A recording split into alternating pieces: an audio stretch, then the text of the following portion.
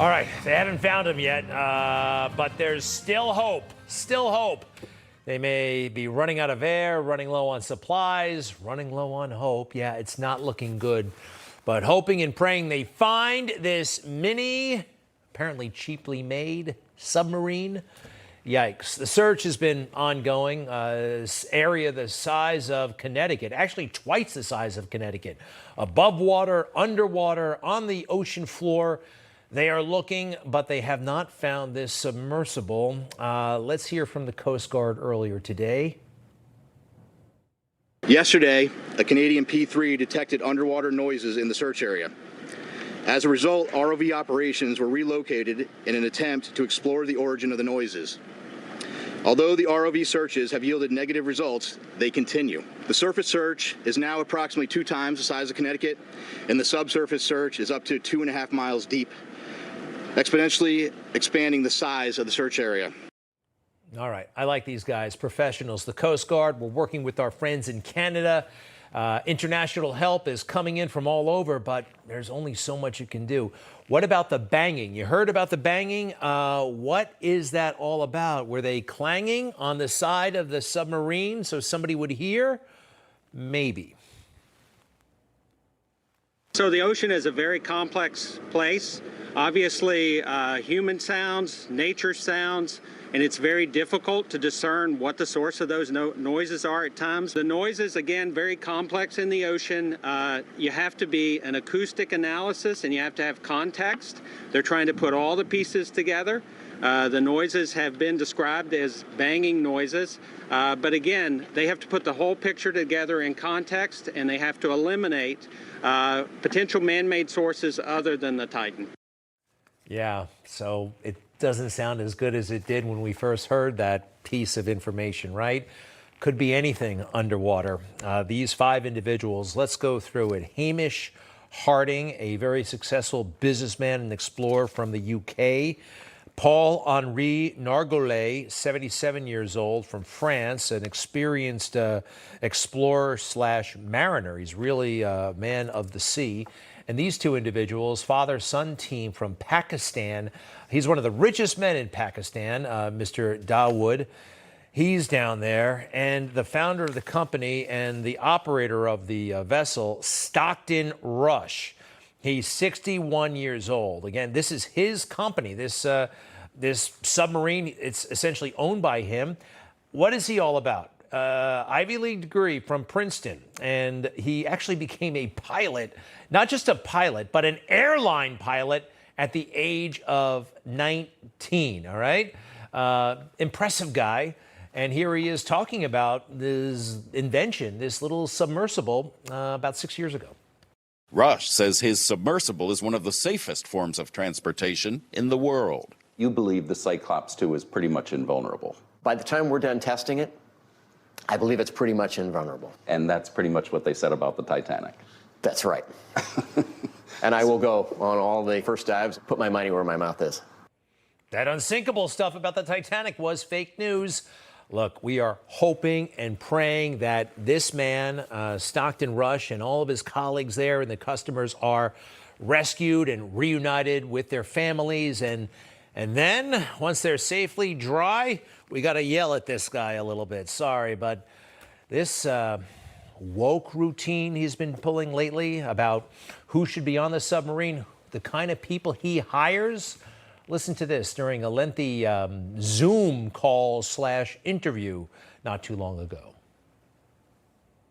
One of the things you'll find, there are other sub-operators out there, but they typically have gentlemen who are ex-military submariners, and you'll see a whole bunch of 50-year-old white guys. I wanted our team to be younger, to be inspirational, and I'm not going to inspire a 16-year-old to go pursue marine technology. That is the silliest idea in the world, right? A 50-year-old wife. What would young people, why would they ever be interested in an accomplished 50-year-old white guy, right? Like, the only people young people would be intrigued by, Justin Bieber and Taylor Swift. That's it.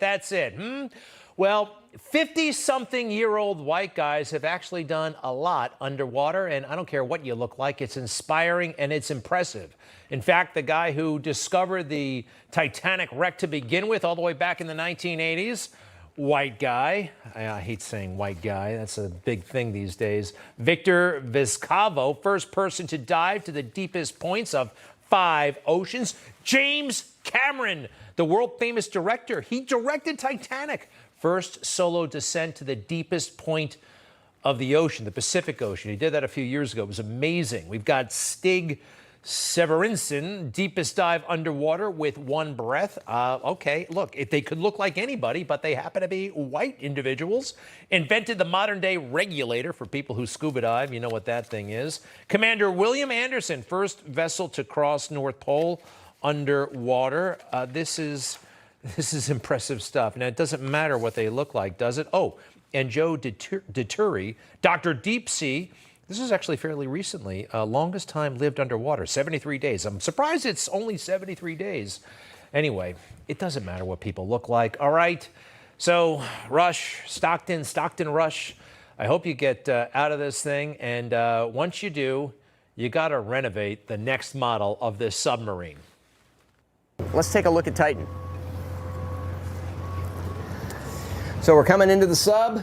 This is the only toilet available on a deep diving submersible.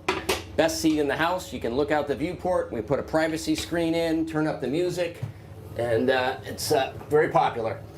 We have our control screen here, our sonar screen here, and we can put any image we want in the back. We've taken a completely new approach to the sub design, and it's all run with this game controller and these touch screens. So if you want to go forward, you press forward. If you want to go back, you go back. Turn left, turn right, go down, go up.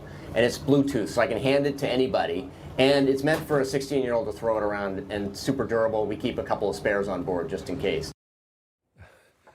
Okay. Wow. Are you impressed by this thing? Hey, did you catch that? The best seat, the seat with the window, is the toilet seat.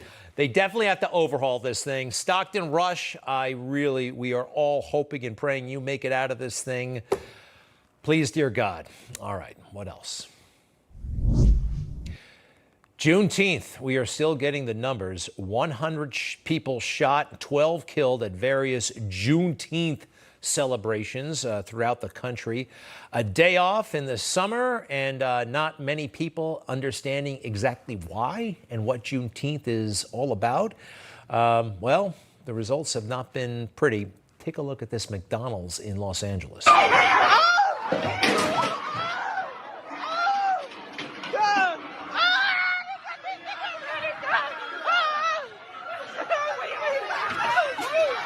We see this kind of stuff every day, whether it's a 7-Eleven or a Wawa or McDonald's.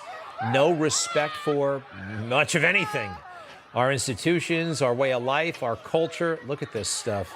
We are a society in free fall. Civil society is breaking up. Pathetic. And here's another example of that.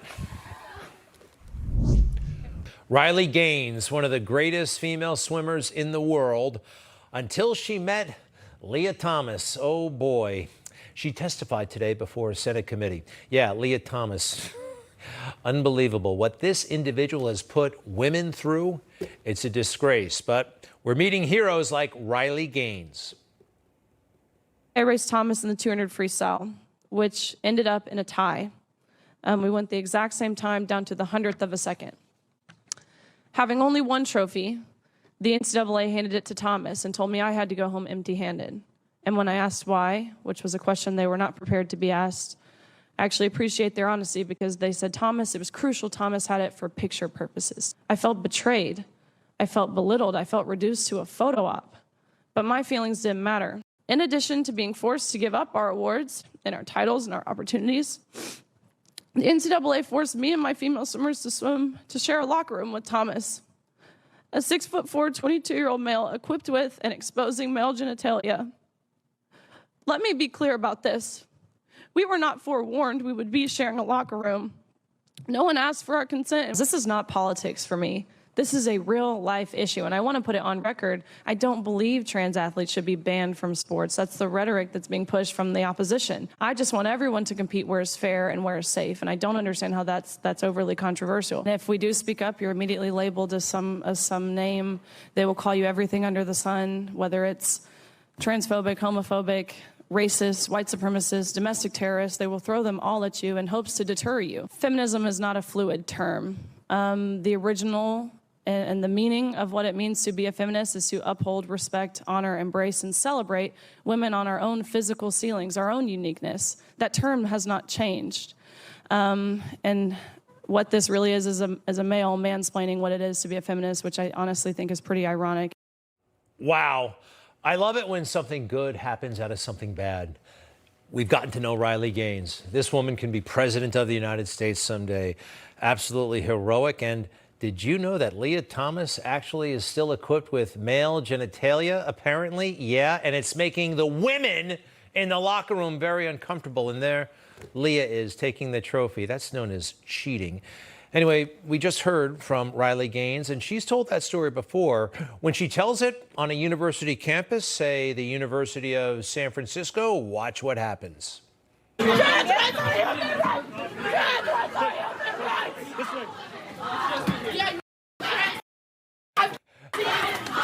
I mean, you heard what she just said. That's what she's talking about. This is how she's treated. They had to bring in the SWAT team to rescue her. This is what we were talking about. Civil society breaking up before our eyes. This is it. Back to the Senate hearing.